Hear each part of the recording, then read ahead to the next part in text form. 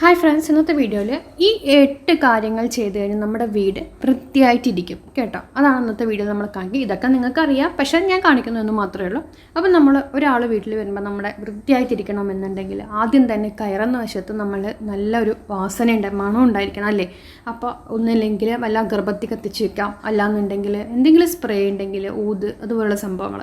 ഇപ്പം ഞാനതിൽ ഉപയോഗിക്കുന്ന ഫ്ലോർ ക്ലീനറിൻ്റെ നമ്മളുടെ പുൽത്തൈലമാണ്. ജസ്റ്റ് 2-3-4 ഡ്രോപ്സ് നമ്മുടെ ഡോർമാറ്റിൽ ആക്കുക. കാരണം എന്താണെന്ന് പറഞ്ഞു കഴിഞ്ഞാൽ എല്ലാവരും കാലിൽ തുടച്ച് മഴയത്ത് വരുന്നത്, അപ്പോൾ ആ വെള്ളം അതിൽ നിൽക്കുന്ന ഒരു സ്മെല്ല് വരാൻ സാധ്യതയുണ്ട്.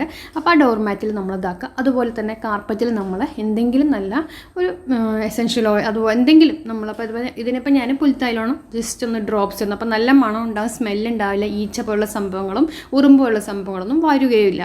ഓക്കെ, ഇനി അടുത്ത രണ്ടാമത്തത് എന്ന് പറയുന്നത് നമ്മൾ സോഫയുടെ ഒക്കെ കവറൊക്കെ നമ്മൾ നല്ല രീതിയിൽ നീറ്റാക്കി വെക്കുക. അതുപോലെ തന്നെ അടുത്ത് നമ്മൾ ബെഡ്ഷീറ്റ് നമ്മളെ ബെഡിലെ ബെഡ്ഷീറ്റുകൾ നമ്മൾ കറക്റ്റായിട്ട് വിരിച്ച് വയ്ക്കുക. അത് നമ്മുടെ പുതപ്പൊക്കെ കറക്റ്റായിട്ട് മടക്കി പില്ലൊക്കെ നേരെയാക്കി വയ്ക്കുക.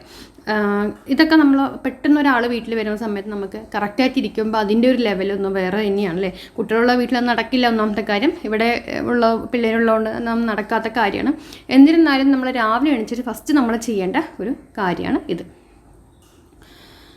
അടുത്തത് വന്നിട്ട് നമ്മൾ എല്ലാ ദിവസവും അടിച്ചു വിടാനായിട്ട് ശ്രമിക്കുക. അല്ലേ, അല്ലാതെ നമ്മൾ എപ്പോഴെങ്കിലും ആഴ്ചയിൽ ഒരു ദിവസം ജോലിക്ക് പോകുന്നവരൊക്കെ ഡെയിലി ചെയ്യുന്നുണ്ടോയെന്ന് അറിയത്തില്ല.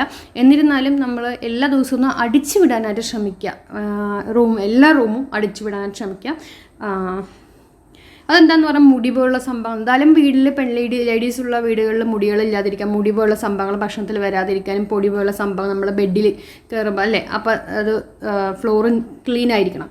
പറ്റുന്ന ദിവസങ്ങൾ നമ്മൾ ആഴ്ചയിൽ 2 ദിവസമെങ്കിലും നമ്മൾ ആഴ്ചയിൽ 1 ദിവസമെങ്കിലും എല്ലാ റൂമും തുടയ്ക്കുക. അതുപോലെ തന്നെ കിച്ചനും ഹോള് ഡൈനിങ് വരുന്ന റൂം അത് എല്ലാ ദിവസവും തുടയ്ക്കാൻ ശ്രമിക്കാം. കിച്ചണൊക്കെ പ്രത്യേകിച്ച് നമ്മൾ എന്തൊക്കെ ചെയ്ത് കഴിഞ്ഞാലും അഴുക്ക് വരും, ഡെയിലി നമുക്ക് ഫ്ലോർ ക്ലീൻ ചെയ്യേണ്ട ആവശ്യം വരും. അപ്പോൾ പറ്റുന്നില്ലെങ്കിൽ ഒന്നരാടെങ്കിലും വെച്ച് നമ്മൾ കിച്ചനും അതുപോലെ തന്നെ ഹോള് സംഭവങ്ങൾ ചെയ്യുക. അതുപോലെ തന്നെ നമ്മൾ ഇതിൽ ചെയ്യണ സമയത്ത് ഫ്ലോർ ക്ലീനർ എന്തെങ്കിലും പുൽത്തൈൽ ഉപയോഗിച്ച് തുടയ്ക്കാനായിട്ട് ശ്രമിക്കുക. നല്ലൊരു വാസന ഉണ്ടാവാനും അതുപോലെ തന്നെ നമുക്ക് ഉറുമ്പ് ശല്യങ്ങളും പാറ്റശല്യം ഉണ്ടാവില്ല കേട്ടോ, പുൽത്തൈലം വെച്ച് തുടയ്ക്കാനാണെങ്കിൽ. അപ്പോൾ അങ്ങനെ സംഭവം ചെയ്യാം. പിന്നെ നമ്മളൊരാൾ വീട്ടിൽ വരുന്ന സമയത്ത് ഫസ്റ്റ് നമ്മൾ കൈ കഴുകുമല്ലോ ഫുഡ് കഴിക്കുക. അപ്പോൾ നമ്മൾ ആ ഡൈനിങ് ഏരിയയിലുള്ള നമ്മളുടെ വാഷ് ബേസിൻ നല്ല നീറ്റായിട്ട് നമ്മൾ എല്ലാ ദിവസവും ജസ്റ്റ് ഒന്ന് എല്ലാ ദിവസവും ബ്രഷൊന്നും ഇടണം. കാരണം നമ്മളിപ്പോൾ ആകെ എപ്പോഴെങ്കിലും അല്ലേ ഒരു 3-4 മണിയൊക്കെ നമ്മൾ കഴുകാറുള്ളൂ, അതായത് ഉച്ചയ്ക്ക് ഭക്ഷണം കഴിക്കുമ്പോൾ രാവിലെ കഴിക്കുമ്പോഴൊക്കെ. അപ്പോൾ നമ്മൾ ജസ്റ്റ് ഒന്ന് ഇതാക്കി കഴുകുക. 2 ദിവസം കൂടുമ്പോൾ നല്ലോണം സോപ്പിട്ടൊന്ന് കഴുകിയെടുക്കുക. അപ്പോൾ രാവിലെ എല്ലാ ദിവസവും നമുക്കിപ്പോൾ സോപ്പിട്ട് കഴുകാൻ നമുക്ക് സമയം കിട്ടില്ല. അപ്പോൾ ജസ്റ്റ് ഒന്ന് നമ്മൾ ഒന്ന് ബ്രഷ് വെച്ചിട്ടൊന്ന് ആക്കിയിട്ട് ചെയ്താൽ മതി.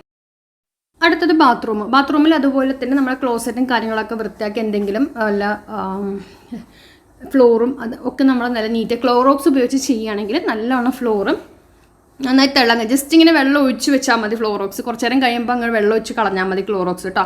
ക്ലോറോക്സ് ആകുമ്പോൾ നമുക്ക് ഒരുപാട് അടിച്ച് തുടയ്ക്കേണ്ട ആവശ്യം വരില്ല, ക്ലീൻ ആക്കേണ്ട ആവശ്യമില്ല ബാത്റൂം ടൈലൊക്കെ.